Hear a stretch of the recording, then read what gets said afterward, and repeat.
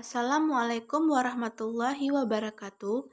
Baiklah, saya perwakilan dari kelompok 7 akan mempresentasikan hasil diskusi kami tentang penyelenggaraan sistem-sistem pendidikan nasional dengan mata kuliah Dasar-Dasar Ilmu Pendidikan dengan dosen pengampu Bu Dera Fetriani, JMPD.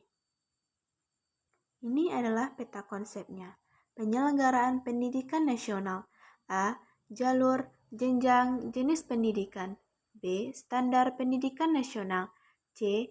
Dasar, fungsi, tujuan, dan prinsip pendidikan nasional. D. Kesimpulan.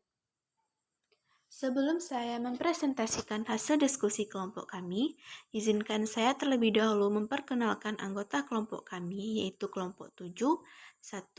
Mulyani Dwi Putri dengan NIM 2103-1023. 2. Nia Sefrieni, yaitu saya sendiri sebagai pemateri dengan NIM 2103-1026. 3. Oktavia Permatasuri dengan NIM 2103-1030. 4. Ria Agustina Siregar dengan NIM 2103-1035. 5. Uswatun Hasanah dengan NIM 2103-1039. Materi yang pertama yang kita bahas yaitu A. Jalur, jenjang, jenis pendidikan. Tahapan-tahapan berupa jalur, jenjang, dan jenis pendidikan yang diatur dalam ketentuan pasal 13 sampai pasal 32 Undang-Undang Nomor 20 Tahun 2003 tentang Sistem Pendidikan Nasional. Dalam kajian pendidikan mencakup 1. Jalur pendidikan. Pengertian jalur pendidikan menurut ketentuan pasal angka 7 Undang-Undang Nomor 20 Tahun 2003 tentang Sistem Pendidikan Nasional adalah wahana yang dilalui oleh peserta didik untuk mengembangkan potensi diri dalam suatu proses pendidikan yang sesuai dengan tujuan pendidikan. Jalur pendidikan terdiri dari A. Pendidikan formal adalah jalur pendidikan yang terstruktur dan berjenjang yang terdiri atas pendidikan dasar, pendidikan menengah, dan pendidikan tinggi. B. Pendidikan non-formal adalah jalur pendidikan di luar jalur pendidikan formal yang dapat dilaksanakan secara terstruktur dan berjenjang. C. Pendidikan informal adalah jalur pendidikan keluarga dan lingkungan.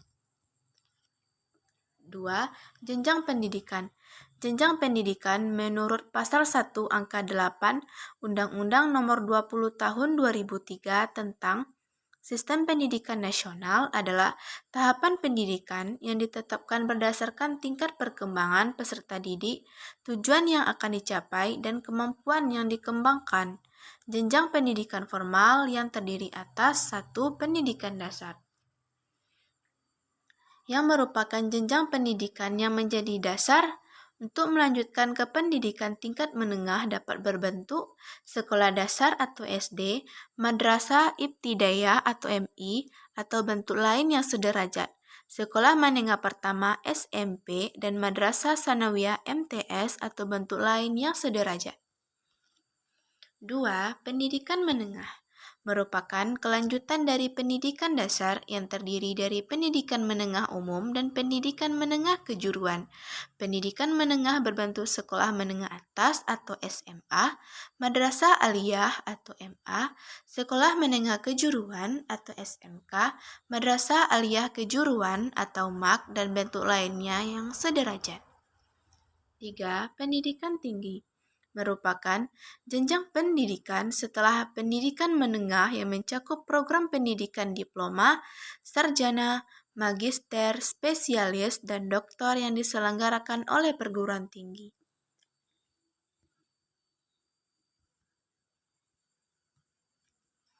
Materi yang kedua yaitu B. Standar Pendidikan Nasional. Standar Pendidikan Nasional menurut pasal 1 angka 17 Undang-Undang Nomor 20 Tahun 2003, Standar Nasional Pendidikan adalah kriteria minimal tentang sistem pendidikan di seluruh wilayah hukum Negara Kesatuan Republik Indonesia. Standar Nasional Pendidikan terdiri atas standar isi, proses kompetensi lulusan, tenaga kependidikan, sarana dan prasarana, pengelolaan, pembiayaan, dan penilaian. Pendidikan yang harus ditingkatkan secara berencana dan berkala. Standar Nasional Pendidikan digunakan sebagai acuan pengembangan kurikulum, tenaga kependidikan, sarana dan prasarana, pengelolaan dan pembiayaan. Pengembangan standar nasional pendidikan serta pemantauan dan pelaporan pencapaiannya secara nasional dilaksanakan oleh suatu badan standarisasi, penjaminan dan pengendalian mutu pendidikan. Ketentuan mengenai standar nasional pendidikan sebagaimana dimaksud dalam ayat 1, ayat 2, dan ayat 3 diatur lebih lanjut dengan peraturan pemerintah.